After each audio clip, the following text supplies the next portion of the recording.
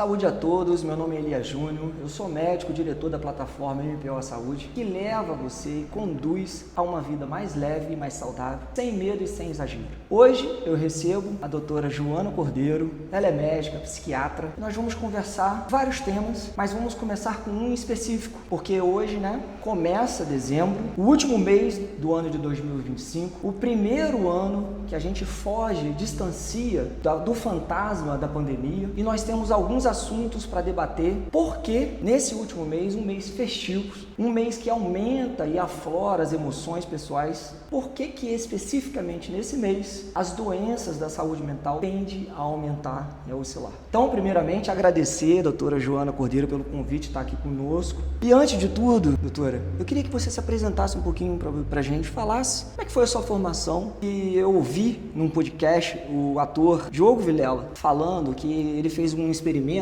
dentro do Hospital Pinel, no Rio de Janeiro, para ele encenar uma peça de uma pessoa com doença mental. Eu achei muito curioso, porque ele passou lá meses e meses e ele contou várias histórias. Então, a doutora que passou, por esse período de graduação e depois da especialização, provavelmente dentro de vários hospitais psiquiátricos, queria que você falasse um pouco como que foi essa formação da psiquiatria em si. Seja bem-vindo. Obrigada, doutor Elias. Eu agradeço a oportunidade da gente conversar e conseguir trocar ideias sobre esse tema tão curioso, essas questões que parecem contraditórias. Então, um mês de verão, um mês festivo, um mês de celebração e, ao mesmo tempo, um mês de aumento de sofrimento para muitas pessoas. Então, embora pareça contraditório, a gente vai conversar sobre isso para conseguir dar algum sentido para essas questões. E para que as pessoas possam ir ouvindo e se identificando e sabendo também como lidar melhor com todos esses desafios de dezembro, A questão que você colocou do Pinel eu achei interessante porque eu tenho nostalgia, porque eu fiz meu estágio optativo no IPUB, no Instituto de Psiquiatria do FRJ, que é ao lado do Pinel. É do lado, na Praia Vermelha ali do lado. Exatamente, que eu adoro aquela região do Rio. E é um lugar com muita tradição na psiquiatria, então eu estava fazendo minha formação em São Paulo, eu fazia USP Ribeirão Preto. E em vez de fazer optativo no estado de São Paulo, que é maravilhoso, eu falei, eu vou para o Rio também, que já foi capital do Império, teve a primeira universidade do país, eu acho que a primeira até foi na Bahia, no Brasil Colônia. Mas enfim, é um lugar com muita tradição na medicina, muitas vagas de residência médica ficam ali naquela região e foi bem bom, foi bem rico. Assim. Você fez uma optativa lá? Fiz optativo lá. Mas a sua residência foi em Ribeirão Preto? Foi em Ribeirão Preto. Sobre a minha formação, eu sou pernambucana, os ouvintes vão ver no meu sotaque que eu sempre tento preservar. Quando eu estou perdendo, eu volto lá, danço um frevo, maracatu, como cuscuz, a tapioca e recarrego o sotaque. Mas eu saí de lá em 98. Então, eu fiz a minha graduação em Curitiba, na Federal do Paraná. Depois eu fui para o estado de São Paulo, em Ribeirão, fazer psiquiatria. E já conheci um gaúcho, que eu estou com ele há 20 anos. E vim morar aqui no interior do Rio Grande do Sul, me credenciei, é muito bom morar aqui. A medicina no interior é muito boa de praticar, porque a gente tem demanda por atendimento, a gente se realiza atendendo. Então, já faz 13 anos que eu atuo aqui como psiquiatra. E durante os 3 anos de psiquiatria lá em Ribeirão Preto, muito contato com o hospital de saúde mental? A vantagem da prática num hospital escola bem estruturado é que a gente consegue ter treinamento em vários cenários de necessidade do paciente. Então, a gente tem um modelo de internação terciário, que são pessoas com doenças de alta complexidade, refratárias, crônicas, com tratamentos mais complexos, de psicofarmacologia mais atualizada, avançada, desafios de interação medicamentosa, com outras doenças também, outras comorbidades, e também eletroconvulsoterapia, psiquiatria intervencionista, tratamento com ketamina, estimulação magnética transcraniana. A gente consegue, no nosso treinamento, ter essa formação mais abrangente e também ambulatorial. Então, tem o cenário de consultório, de pacientes que não estão internados, que estão em segmento, hospital dia, internação integral, CAPS. Então, são 3 anos, daí dá umas 7.000 horas em que a gente vai passando várias vezes nos mesmos lugares, porque o aprendizado é por repetição, Tem que ver várias vezes para ir assimilando. Sim, eu sou médico anestesista, então dentro do nosso período lá de formação, a tendência para quem faz residência médica é que eles condensem o máximo de coisas, o máximo de problema de gravidade dos problemas dentro dos 3 anos. Então a gente passa, né, os 3 primeiros anos ali de formação da residência médica, pegando as coisas mais cabulosas e diferentes dentro do nosso tema. Então eu imagino que deva ser assim também para o psiquiatra, né, diferentemente daquele que às vezes escolhe ficar dentro do consultório, mas ele pega as diversas coisas, e você colocou aí muito bem, né, que são às vezes uma graduação maior do que você pega dentro do seu consultório. Acho que isso é o que a residência é para isso, né? É para isso, para te jogar no nível mais alto dos problemas, para você ficar preparado e passar por isso. Perfeito. Isso aí. Legal. Então, assim, voltando um pouquinho ao tema agora, a respeito do aumento das doenças mentais nesse mês mais festivo do ano, que é o mês de dezembro. O que explica isso? O que está por trás disso? Qual é a raiz desse problema? E por que você enxerga isso? No nosso país, a gente tem fatores estressores, então as pessoas ficam com mais demanda e mais desafios, e as pessoas vão ficando mais vulneráveis, aí além dos seus limites de processamento, de manejo das demandas diárias, e assim as pessoas podem ir adoecendo. Porque todo adoecimento acontece quando a gente esgota os nossos mecanismos compensatórios. Então, seja um adoecimento metabólico, ou por hipertensão, ou endócrino, ou o cérebro nas emoções também é assim. Então, quando eu sou impactada por demandas do meio, né, o meu cérebro ele tem formas de lidar com isso, de digerir, processar, se posicionar, tomar decisão, resolver problema, suportar cenários e situações que não têm solução e que eu tenho apenas que lidar com problemas, conflitos, perdas. Mas se eu carrego cargas muito grandes durante muito tempo, eu posso ter fraturas internas, né? Eu posso quebrar, eu posso lesionar. É como a gente compara mesmo com uma lesão bem concreta física. Então, a sobrecarga, uma lista grande de problemas, quando ela vai se somando, ela leva a pessoa ao adoecimento. Cada um tem uma vulnerabilidade. Tem pessoas que vão ter vulnerabilidade a ter um surto psicótico, outras vão ter crise de ansiedade, outras vão ter uma depressão, que pode ser o primeiro episódio, pode ser já uma depressão recorrente. Tem pessoas que estão numa fase de mudança bem importante, conseguindo evitar consumo de álcool, drogas, ou compras por impulso, alimentação, transtornos alimentares, jogo por impulso. E dezembro é uma época de muito acesso, muito assédio para esses comportamentos de consumo. E ano que vem eu penso, amanhã eu pago os boletos, né? Então, e faz as pessoas recaírem em comportamentos que são nocivos, que trazem vários prejuízos e que são alvo do tratamento no consultório. E também é um período de mais estresse, porque quem passa por lutos, então a pessoa que ao longo do ano viveu uma separação, está em crise conjugal, está se separando, ou seja, dissolvendo a sua família, ou está em luto, perdeu alguém muito importante, né, na família primária, vai ter uma exacerbação desse sofrimento no mês de dezembro, porque é um mês que remete família. É um mês também ligado à religião, então é um mês sagrado, desses encontros sagrados familiares. Quem tem conflitos também, que a família é esse lugar, que é o nosso porto seguro, mas também é um lugar, às vezes, dos grandes conflitos, ao mesmo tempo, tudo junto e misturado. Então, é uma época de encontros, em que as pessoas se sentem mais questionadas pela família, aqueles questionários, né, aqueles checklists que familiares interessados fazem, mas às vezes é invasivo. O que você está fazendo? Está namorando? Já casou? Já teve filho?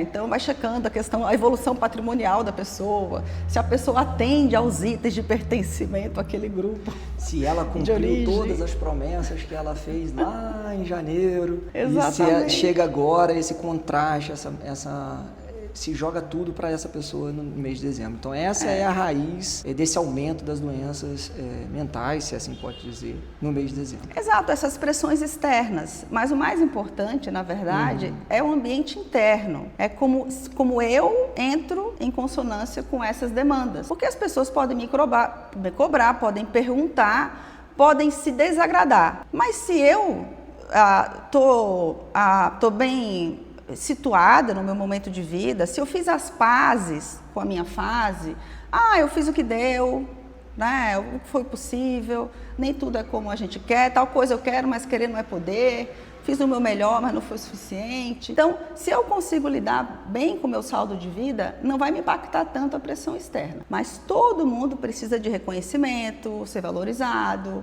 todas as pessoas têm essa necessidade de pertencimento, de admiração. Então, a gente, ao mesmo tempo, também é vulnerável às opiniões. Ninguém está blindado, né, da opinião externa, tá? Até porque dezembro, ele é um mês que sempre vai existir. E as pessoas, né, estando vivas, vão passar por ele.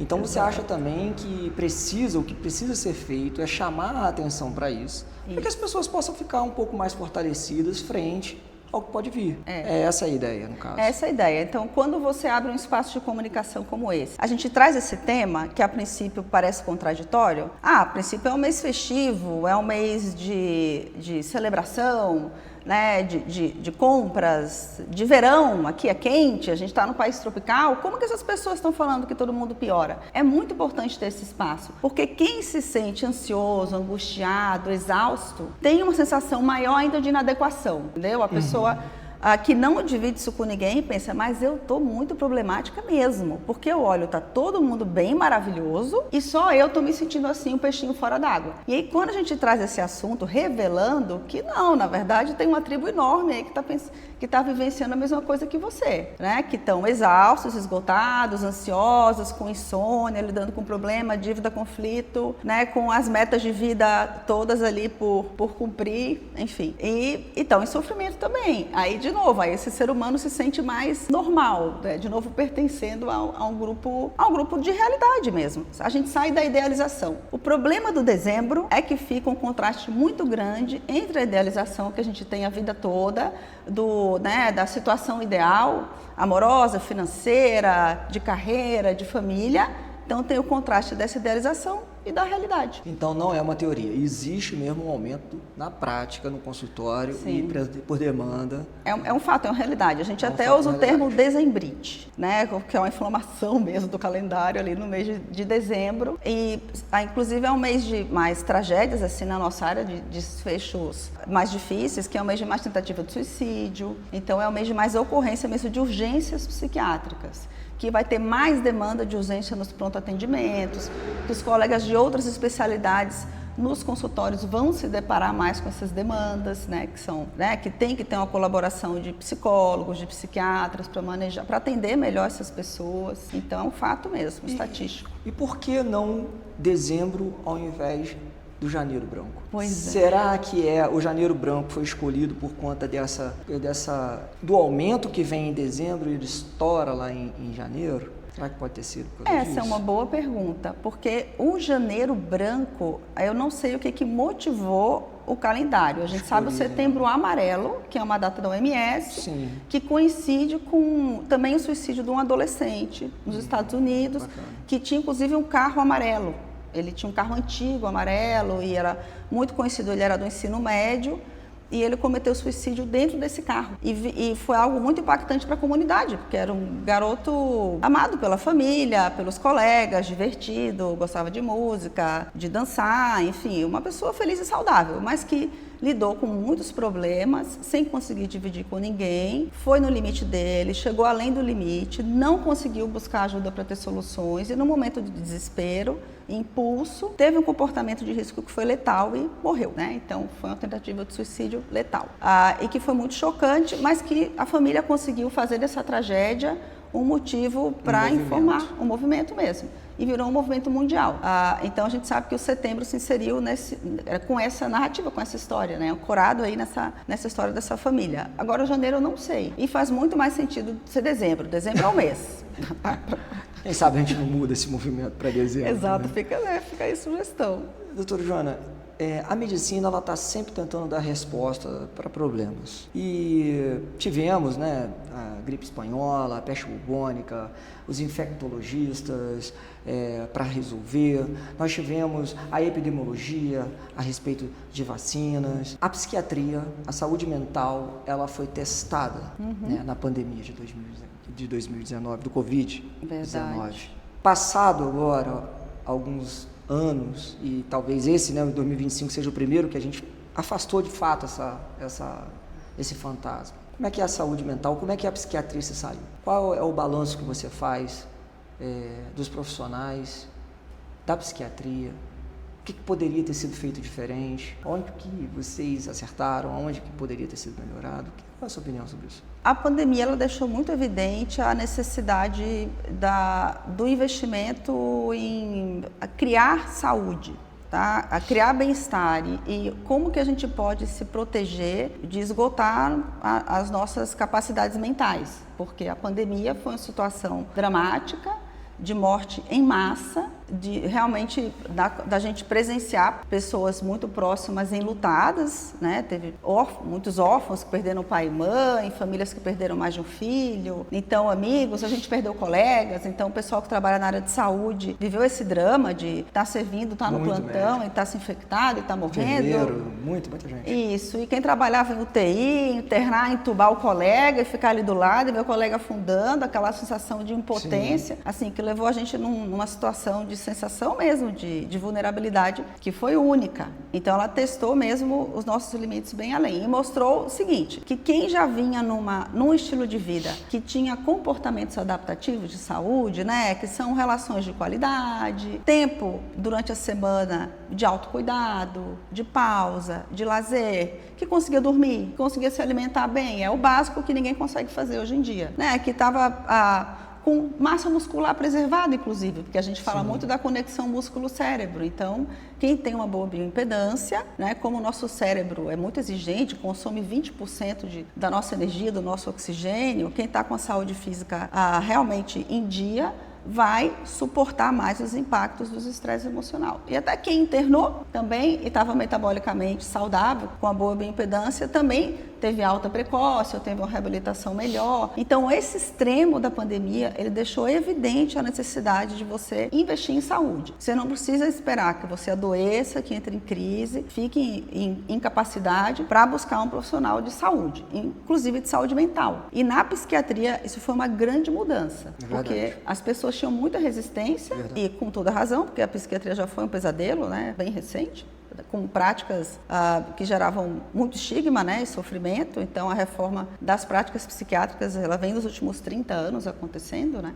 Então, as pessoas tinham muito medo. Quem tem medo tem juízo. E elas não vinham. E nesses 5 anos mudou. Então, se naturalizou mesmo. A própria faculdade, ela tinha um distanciamento, né?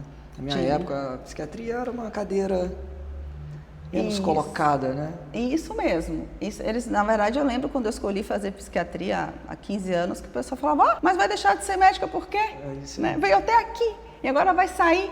Aí eu falava, gente, mas o cérebro fica onde? Fica na tua pochete, fica na tua mochila? Sim. Não é dentro do corpo, né? Então, e tinha mesmo essa questão de ser uma sub-área. Sim. Né? Isso mudou. Então, a gente conseguiu ver o óbvio, que nós somos seres emocionais e racionais e que é uma parte importante da vida. E né? A psiquiatria estava preparada? Ela conduziu bem? Não, porque... Ela deu resposta?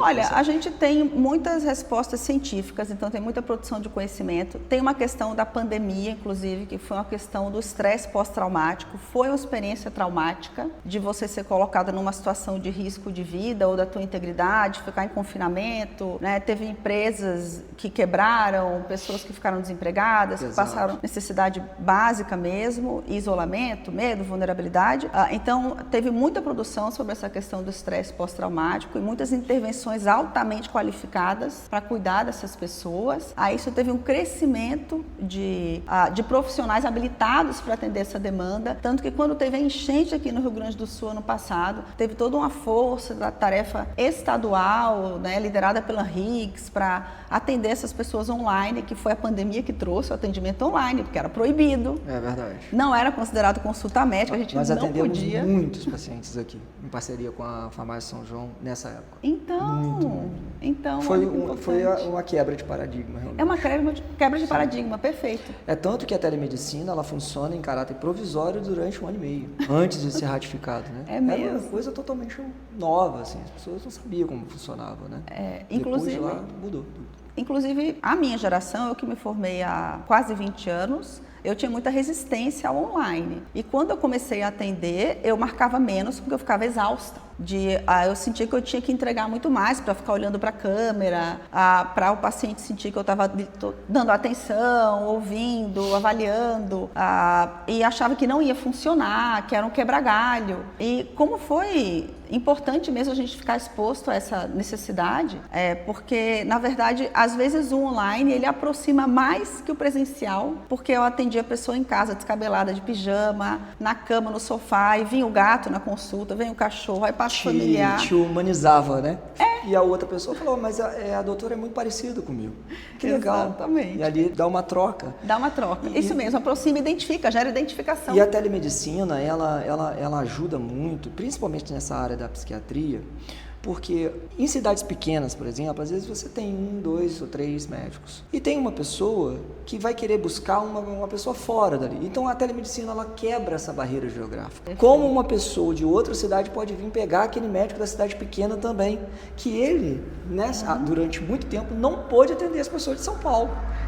Mas agora o médico da cidade pequena pode atender as pessoas de São Paulo e vice-versa. Então eu acho que foi dinâmico e foi benéfico a telemedicina, principalmente para a área de saúde mental. Só tem vantagens. Só tem vantagens. Amplia o acesso. Amplia o acesso. Então, amplia as possibilidades de atendimento. Sim. Então, como você falou, pode ser um profissional do grande centro, pode ser alguém que está numa cidade menor. Sim. E também torna possível até toda a sequência de atendimento, porque mesmo quem mora a 30 quilômetros daqui, às vezes não tem transporte, faz um modelo híbrido, faz uma consulta online. E você como médico, como colega, sabe também que às vezes tem um especialista que quer trabalhar e atender, mas ele e o paciente não conseguem se encontrar. Por conta da geografia. E uma plataforma online, então ela junta, é um Tinder de atendimento. Tá?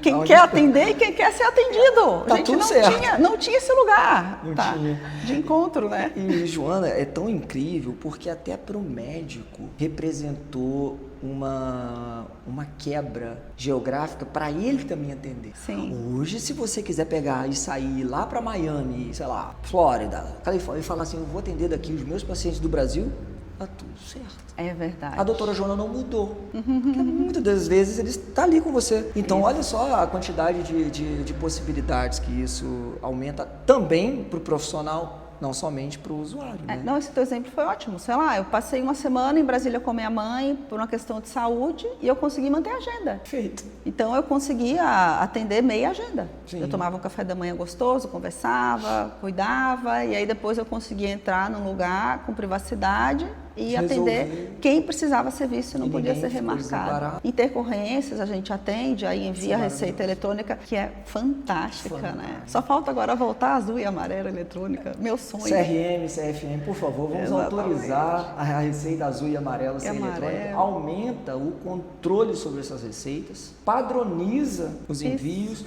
e nunca mais vai ter paciente usando receita falsificada na farmácia. Eu não sei porque o CFM tem essa relutância de fazer isso. Eles acham que isso vai fazer com que os remédios, que são prescritos no azul e amarelo sejam mais prescritos.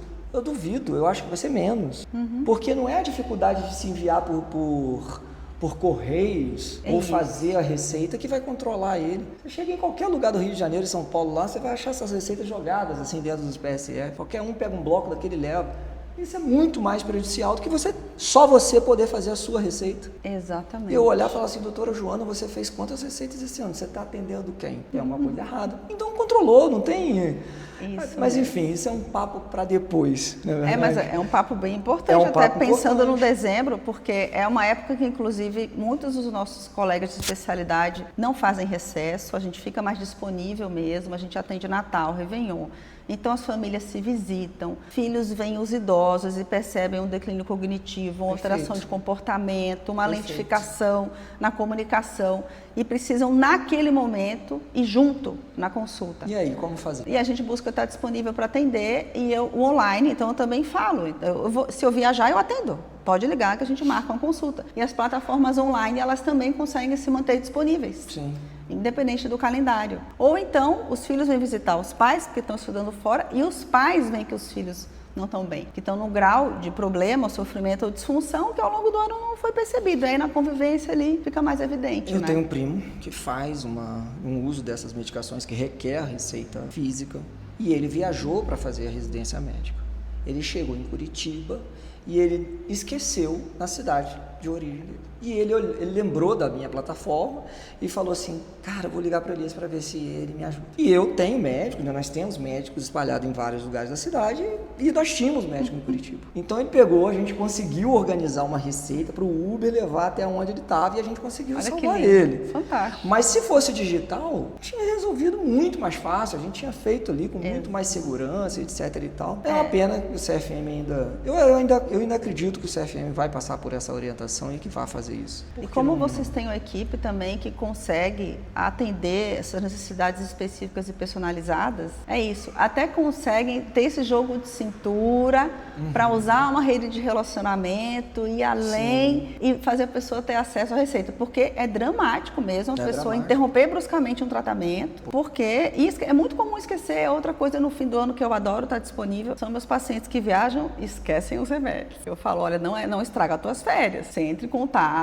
que a gente vai fazer a receita. E a amarela e a azul, que não tem eletrônica, eu faço a receita, tiro uma fotinho, escrevo uma cartinha para o colega clínico geral do pronto-socorro. Para ele poder tentar prescrever. Para ele prescrever. Deixa o meu telefone, né? Deixa um coraçãozinho, peço por favor, a gente faz a mediação. Mas não tem necessidade, né? Seria muito mais fácil se isso fosse de forma eletrônica. Mas ficar sem o medicamento não é opção, né? Não é porque a pessoa não vai conseguir. Se a gente está mal, a gente nem resolve o que é ruim, nem aproveita o que é bom. Então, aí você perde um período fundamental de descanso, né? De entretenimento, de criar memórias, então... Eu vou aproveitar que está nesse tema medicamento e eu queria te fazer uma pergunta de uma medicação que não é especificamente do ramo da psiquiatria, mas que eu acho, pelo que a gente tem visto, uma certa correlação, que é o Monjaro. Ah, fantástico. Eu queria que você colocasse a sua opinião como médica, psiquiatra. O que você acha da medicação? O que você tem visto sobre os efeitos dela, principalmente nessa questão de saúde mental? Na verdade, a questão alimentar, ela já é um capítulo da nossa especialidade, né? Então, a questão dos transtornos alimentares, seja os mais conhecidos, que são os restritivos, a anorexia, que é o não comer, né? E começar a emagrecer de forma patológica e perigosa, até chegar a uma morte súbita, ou a bulimia, que é comer em quantidade muito exagerada e vomitar e ter outros métodos purgatórios, mas também tem transtornos que são bem mais prevalentes na população geral, que é uma sensação de descontrole, alimentação por impulso, uma ingesta calórica muito acima da necessidade, e aí que gera culpa, gera conflito. Mais ansiedade. Ansiedade, aí depois gera fissura, aí gera recorrência em comportamentos que a pessoa jurou para si mesma que evitar. Isso, essa sensação de descontrole mesmo. Ai, quero, mas não posso, quero, mas não devo, né? Enfim, tira a qualidade de vida. Então, isso é comportamental. Tem até um termo da própria nutrição, que é a nutrição comportamental. Tem nutricionistas que eu adoro, que falam que são nutripsicólogas ou nutripsicólogos, que eles já entenderam que para atender um paciente com plano alimentar, tem que avaliar os comportamentos alimentares, as crenças, os gatilhos de descontrole e recaída. Também entender que comer um porcarito, um hiperpalatável, que não tem benefício nutricional nenhum, é saudável, não tem que ser o padrão da nossa alimentação, mas o prazer é uma necessidade essencial e a gente come uma coisa só porque é uma delícia mesmo, né? Sim, é verdade. Não é porque vai construir músculo, ou vai isso, ou vai aquilo, né?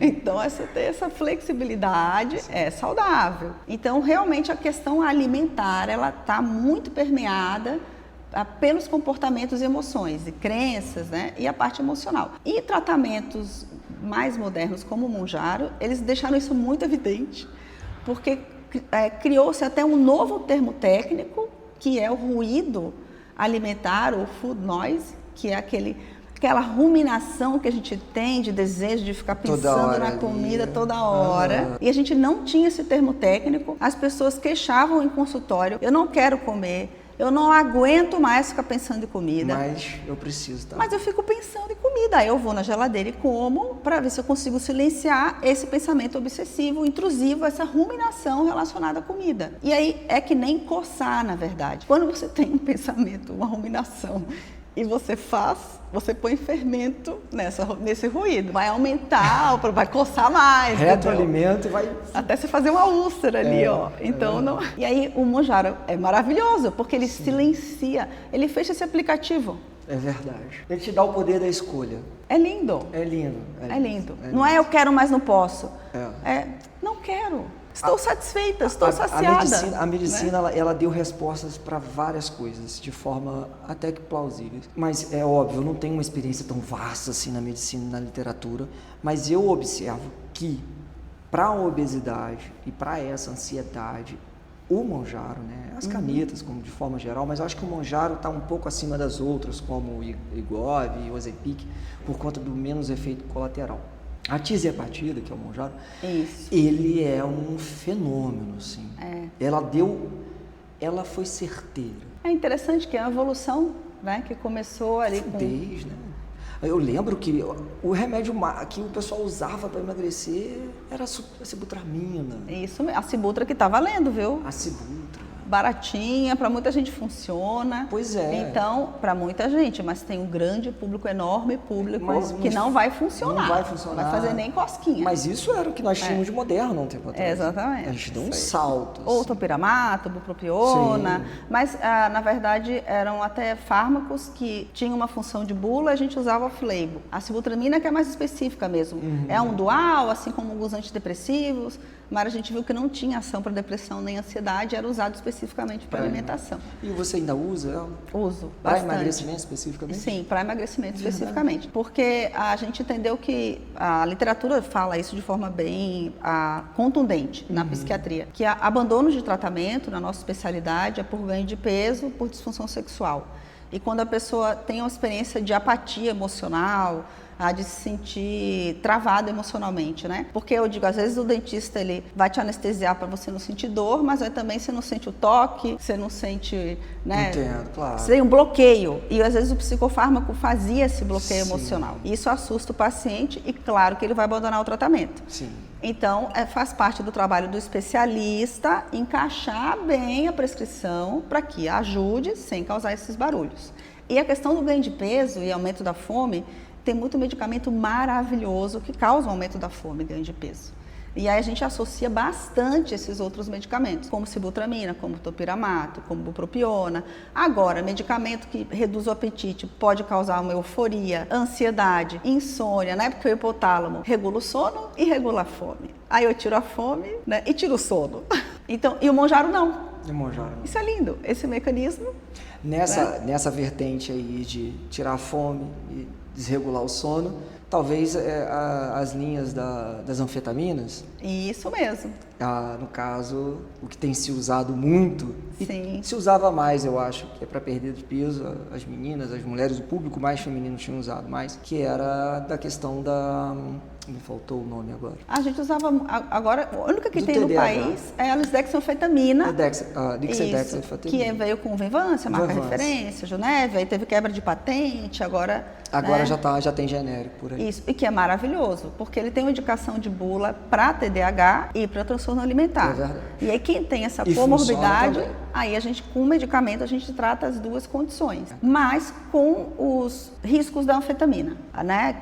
Que às vezes um uso irregular vai causando uma tolerância, uma necessidade de aumento de dose.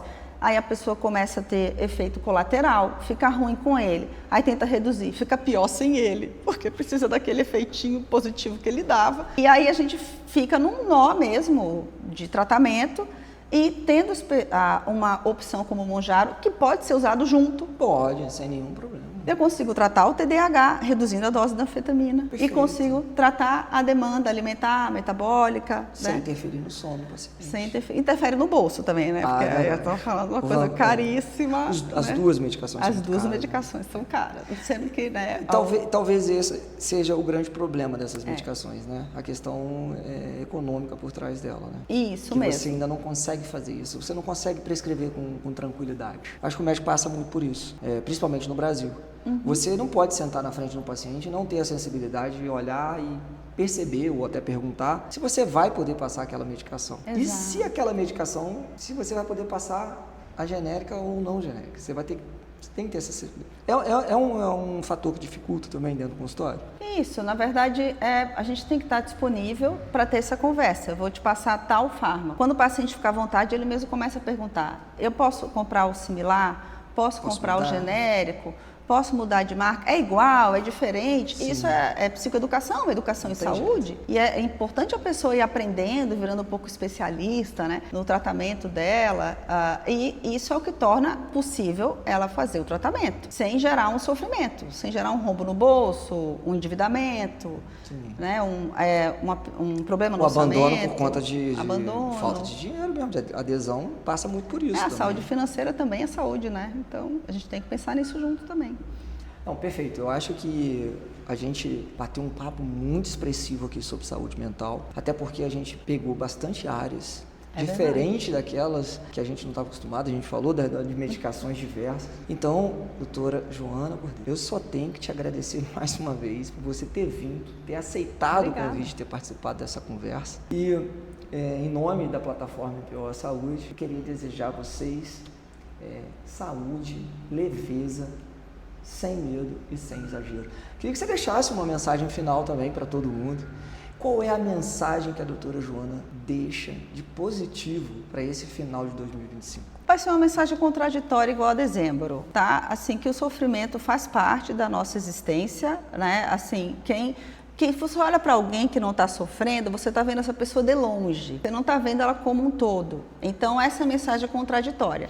O sofrimento faz parte, não vamos ficar assombrados pelas nossas emoções. A gente vai ter tristeza, vai ter raiva, vai ter medo, vai ter alguns arrependimentos e a gente também vai ter felicidade, empolgação, desejo, realização. Então, uma vida normal, que está saudável, coisas ruins e boas acontecem ao mesmo tempo. E a gente pode, inclusive, ter muito sucesso, ter muita prosperidade e adoecer. E estar doente, e ter uma experiência positiva de tratamento, e sair de uma doença melhor do que a gente entrou da doença. Agora, para isso, a gente tem que aprender a pedir ajuda especializada. Quando a gente está com um problema, a mapear os aliados que vão ajudar a gente a lidar com esse problema. Essa é uma questão também de consultório, que as pessoas se sentem em fracasso quando vão no psiquiatra ou no psicólogo. E a gente sempre esclarece que você pode ser independente, ter autonomia e ser bem-sucedido, mas ninguém é autossuficiente. Então, e a gente, quando adoece, a gente elege os nossos psiquiatras preferidos e psicólogos preferidos para cuidar da gente. Porque, né, eu falo, cardiologista tem infarto, oncologista tem câncer e ninguém vai se cuidar sozinho. É da natureza humana a colaboração mútua e um cuidar do outro. Então, eu acho que o recado é esse, tá? A gente aceitar isso, a nossa condição de base, de existência e eleger quem vai cuidar da gente. Perfeito. Tá dado o recado. Muito obrigado, doutora. Obrigada também, eu que agradeço.